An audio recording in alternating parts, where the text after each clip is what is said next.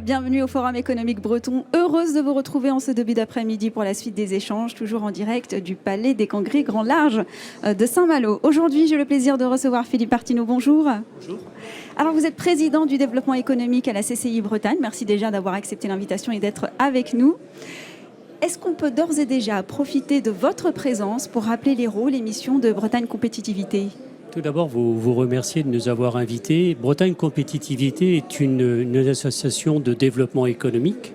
En fait, cette association a été initiée par les chambres de commerce de Bretagne. En fait, elle repose sur une histoire qui, pendant des années, a rassemblé deux associations, enfin deux entités, Harris et Créative, qui étaient au service justement de l'accompagnement stratégique des entreprises en Bretagne.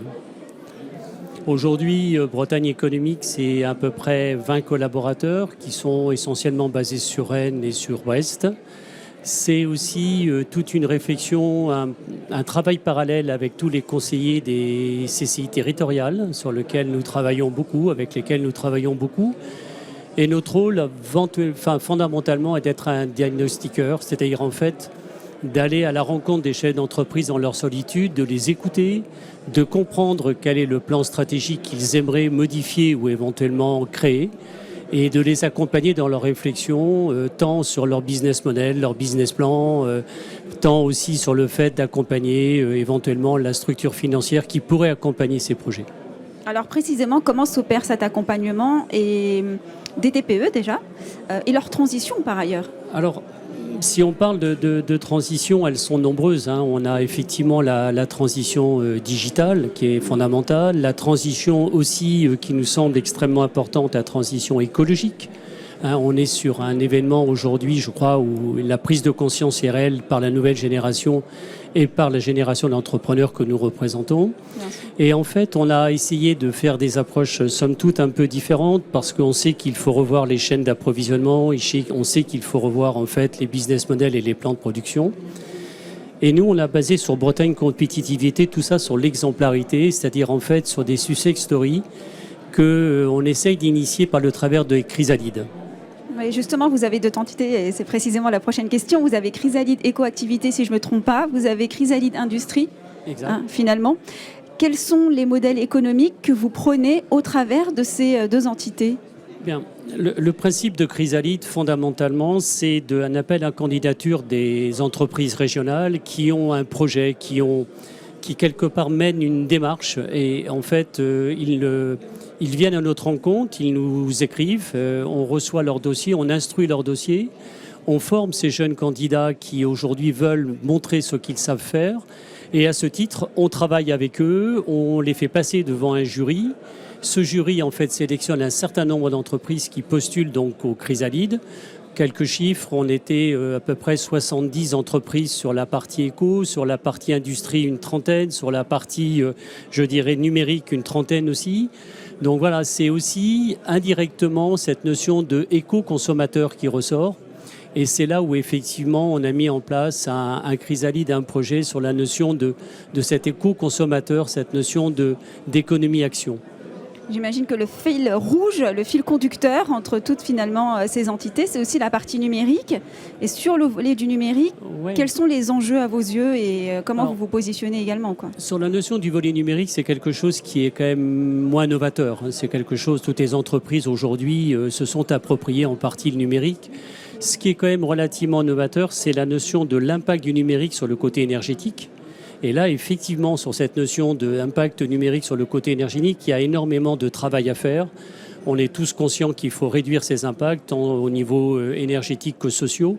Et là, je pense que c'est un des grands challenges de Bretagne Compétitivité. Alors, parmi les actualités, j'ai noté un appel à projet pour 2023. Oui.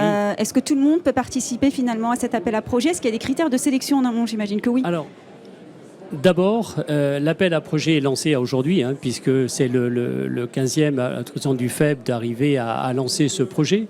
Ce projet est ouvert à toutes les entreprises bretonnes qui aujourd'hui ont soit dans la notion des projets de l'ordre dans l'économie circulaire ou éventuellement dans la notion de spécificité ou de particularité au niveau social ou au niveau environnemental. C'est très important pour nous parce que en fait, ces candidatures reflètent en fait cette notion, je dirais, de volonté bretonne de créer de l'innovation, de créer de la valeur additive. Et donc, c'est ouvert à toute candidature, à condition qu'il y ait une notion d'emploi, de création d'emplois dans les 2 ans qui viennent. Et c'est très important parce qu'on va donc travailler sur ces dossiers. On a une grande ambition chez Bretagne Compétitivité, c'est de créer le premier Open de la transition écologique l'année prochaine, en 2023. Et donc, en mai ou juin, nous remettrons les trophées de Chrysalide à l'occasion de ce premier forum qui, pour nous, est un événement majeur régional. Vous parlez de volonté bretonne, j'ose espérer volonté nationale aussi, oui, entre sûr, nous. Mais comme le disait ce matin si bien notre président, on a aussi quand même notre pragmatisme breton. Et je crois qu'on est là aussi pour aider des jeunes talents de notre région. Et vous avez bien raison de défendre aussi vos couleurs. Tout à fait. Vous avez également l'Open Industrie le 13 octobre prochain avec la remise des prix à Chrysalide Industrie. Tout à fait. Alors on est partenaire de Bresfab, de ce fameux programme qui est soutenu par la région, soutenu effectivement par l'État, les CCI territoriales, les CCI régionales, l'UIMM, enfin tous les syndicats patronaux industriels. Chaque année se tient une journée, je dirais, spécialement dédiée aux industriels.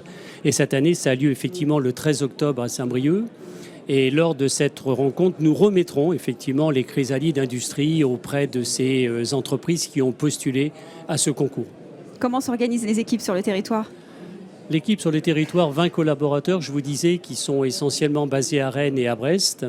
Une très grosse relation de collaboration avec nos CCI territoriales, avec les technopoles, avec le territoire.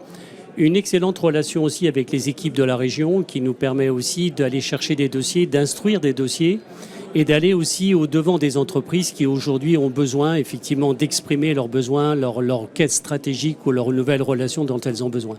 Merci beaucoup Philippe Martineau d'avoir été avec nous. Je vous en prie, merci à vous. Merci à vous de nous avoir suivis. Restez avec moi, je reviens tout de suite avec un grand acteur français, Orange. Donc je reviens dans quelques instants, je compte sur votre présence. À tout de suite.